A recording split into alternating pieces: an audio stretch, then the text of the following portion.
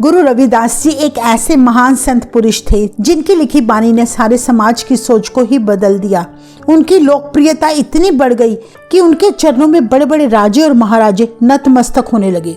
उनकी बानी ने सारे संसार को समझाया कि कोई छोटा बड़ा नहीं, कोई जात ऊंची नीची नहीं, सभी एक प्रभु की संतान है। गुरु रविदास जी का मानना था सच्ची भक्ति बाहरी दिखावे में नहीं बल्कि शुद्ध मन से होती है। इसी कारण उनकी महिमा दूर दूर तक फैलने लगी। अक्सर गुरु रविदास जी कहा करते थे, मन चंगा तो कटौती में गंगा, यानी अगर नीयत साफ है तो हर काम गंगा की तरह पवित्र है। गुरु जी की बढ़ती प्रसिद्धि को देखकर मुल्तान देश की रानी भानुमति भी गुरु जी की भक्त बन गई और उस पर गुरु जी की असीम कृपा हुई, जिससे रानी की सारी भटकना मिट गई और वह हरि नाम जपने लगी। रानी भानुमति अक्सर गुरु रविदास जी के दर्शन करने काशी आया करती थी। एक बार की बात है, रानी भानुमति का पति जो मुल्तान देश का राजा था, उसने रानी से कहा, प्रभु की कृपा से हमारे पास धन संपत्ति नौकर चाकर की कोई कमी नहीं, क्यों ना हम अपने महल में एक भव्य यज्ञ और विशाल भंडारे का आयोजन करें।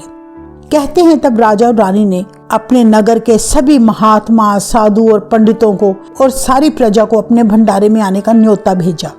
पूरे नगर में यह चर्चा फैल गई कि राजा के महल में भव्य यज्ञ और 36 प्रकार के शाही भोज का आयोजन किया जा रहा है। लेकिन इस निमंत्रण में राजा से एक गलती हो गई। उस समय के प्रसिद्ध योगी गोरखनाथ को निमंत्रण देना भूल गए। गोरखनाथ उस समय के अत्यंत प्रभावशाली योगी माने जाते थे, जिनके पास अनेकों रिद्धियां सिद्धियां थी। जब यज्ञ का दिन आया तो सारे शहर में चर्चा होने लगी कि आज राजा के घर महान यज्ञ है, जिसमें राजा ने कोई पंडित नहीं छोड़ा, कोई महात्मा नहीं छोड़ा, सारी प्रजा को बुलाया। ऐसे कहते हुए वे सभी लोग जत्थे के जत्थे राजा के महल की तरफ जाने लगे। रास्ते में गोरखनाथ के चेलों ने जब ढेरों लोगों को जाते हुए देखा तो पूछा, आप सब लोग कहाँ जा रहे हो? लोगों ने बताया, क्या तुम्हें नहीं पता, आज अपने राजा के महल में भव्य यज्ञ और भंडारा होने जा रहा है। उन्होंने सारे नगर को न्योता भेजा है। ये सुनकर गोरखनाथ के चेले बड़े हैरान हुए और दौड़कर गोरखनाथ के पास गए और उनको सारी बात बताई। वे बोले, महाराज, अपने पड़ोस में विशाल यज्ञ हो रहा है। मुल्तान के राजा ने सभी को अपने महल में यज्ञ पर बुलाया है, पर आपको तो बुलाया ही नहीं, जबकि इस देश में आपसे बड़ा कोई महात्मा नहीं है और आपको ही वो भूल गया। चेलों के मुख से ऐसी बात सुनकर गोरखनाथ बड़ा गुस्से में आकर बोला, राजा ने आज हमें ना बुलाकर बड़ा अपमान किया है। उसने जानबूझकर हमें नजरअंदाज किया। राजा ने जितने साधु महात्मा अपने महल में बुलाए हैं, उन सभी में से मेरा जैसा शक्तिशाली कोई भी नहीं। क्रोध और अहंकार में भरकर तब गोरखनाथ अपने शिष्यों के साथ सीधा राजा के महल पहुंचा। वहां बड़े बड़े महात्मा साधु और ढेरों लोग विराजमान थे। गोरखनाथ को वहां गुस्से में आता देखकर सभी लोग उसे बड़ी हैरानी से देखने लगे। राजा को भी सूचना मिल गई कि गोरखनाथ अपने चेलों के साथ महल में आया है। तब राजा ने हाथ जोड़कर उसका स्वागत किया और बोला, योगी जी, आपका स्वागत है मेरे महलों में। गोरखनाथ बोला, बात सुन राजन, तुम अपने आप को बहुत बड़ा राजा कहते हो। तुमने बड़े बड़े साधुओं पंडितों यहाँ तक कि अपनी सारी प्रजा को बुलाया है, पर तुम्हें मैं नहीं दिखा। मुझे यज्ञ में क्यों नहीं बुलाया गया? तुमने मेरा घोर अपमान किया है, जिसका भुगतान तुम्हें देना पड़ेगा। राजा ने बड़ी विनम्रता सहित गोरखनाथ से कहा, महाराज, मुझसे बहुत बड़ी भूल हुई है। आपको न्योता भेजना मेरी याद से निकल गया, पर मेरे मन में ऐसा कुछ नहीं था कि आपको बुलाना ही नहीं। महाराज, ये महल भी आपका ही है, ये भंडारा भी आपका है। कृपया मेरी भूल बख्शे और भोजन ग्रहण करें।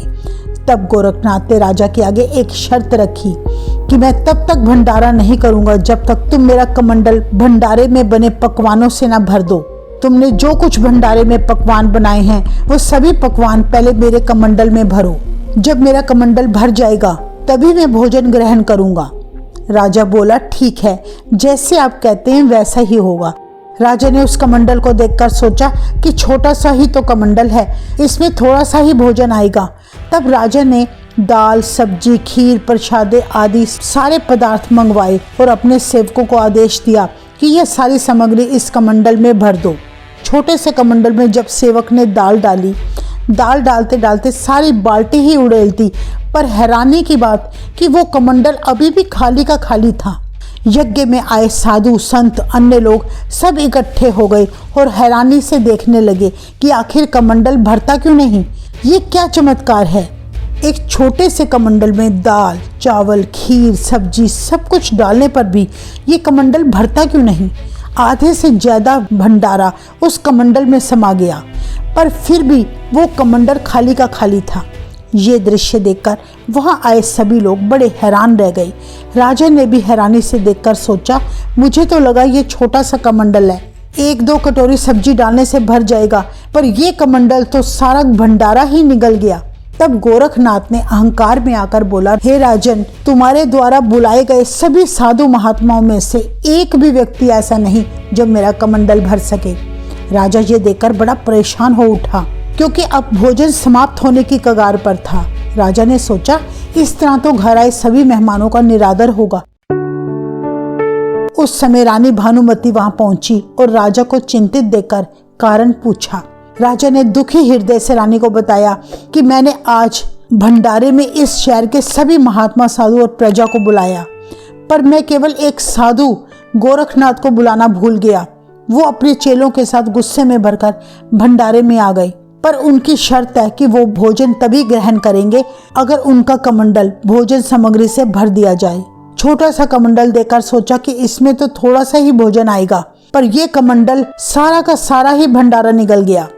राजा ने रानी को बताया, मुझे चिंता इस बात की है, कहीं मेरे महल में आए लोग भोजन किए बिना ही ना वापस लौट जाएं। ये मेरे लिए सबसे बड़ी अपमानजनक बात होगी। मुझे समझ नहीं आ रहा कि गोरखनाथ का कमंडल मैं भरूं तो कैसे भरूं।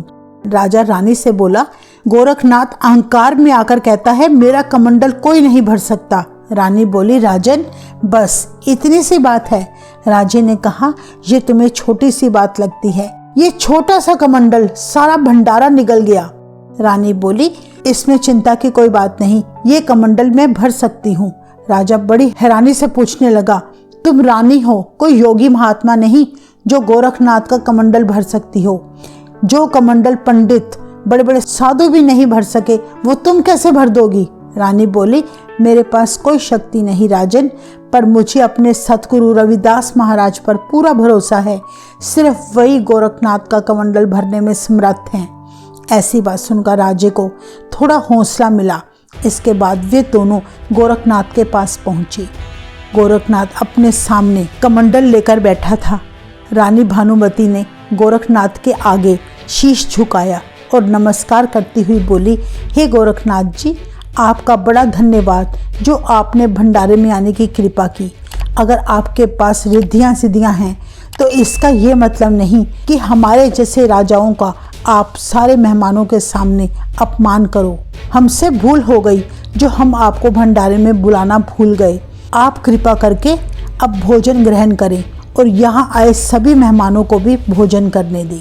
गोरखनाथ गुस्से में आकर बोला, जब तक मेरा कमंडल नहीं भर जाता तब तक मैं कुछ भी ग्रहण नहीं करूँगा। जितने साधु संत बुलाने हैं बुला लो, पर मेरा कमंडल कोई नहीं भर सकता। रानी बोली, अगर ये बात है तो साधु पंडित तो छोड़ो, मैं खुद ही ये कमंडल भर दूंगी। ऐसी बात सुनकर वहाँ आए मेहमान सोचने लगे, जिस कमंडल को बड़े बड़े धर्मात्मा न भर सके वो भला रानी कैसे भर सकती है। गोरखनाथ बोला, रानी मेरा कमंडल आज तक कोई नहीं भर सका, तुम कैसे भर दोगी? इतने वचन कहकर गोरखनाथ हंसने लगा। रानी ने अपने सेवकों को कहा, जाओ भंडारा लेकर आओ। कहते हैं तब सेवक ने चावल से भरा बर्तन रानी के सामने रखा।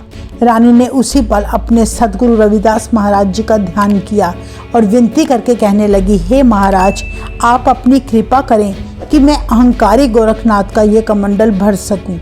इतिहास में दर्ज है, रानी ने एक मुट्ठी भर चावल लिए और संत रविदास जी का ध्यान करते हुए चावल कमंडल में डाल दिए। उसी पल चमत्कार हुआ। रानी ने जैसे ही मुट्ठी भर चावल उसमें डाले तो कमंडल साथ ही भर गया और कमंडल से चावल बाहर गिरने लगे। ऐसा दृश्य देखकर गोरखनाथ अपने स्थान पर घबरा कर खड़ा हो गया। जो गोरखनाथ बड़े अहंकार से कहता था मेरा कमंडल कोई नहीं भर सकता, उस वक्त वो शर्मसार हो गया। गोरखनाथ ने रानी से पूछा, तुम कौन हो? वो बोली, मैं रानी भानुमति हूँ। गोरखनाथ बोला, मैंने कई सालों तक तप किया, यज्ञ किए, आज तक मुझे कोई हरा न सका। बता तुम्हारे अंदर ये शक्ति कैसे आई?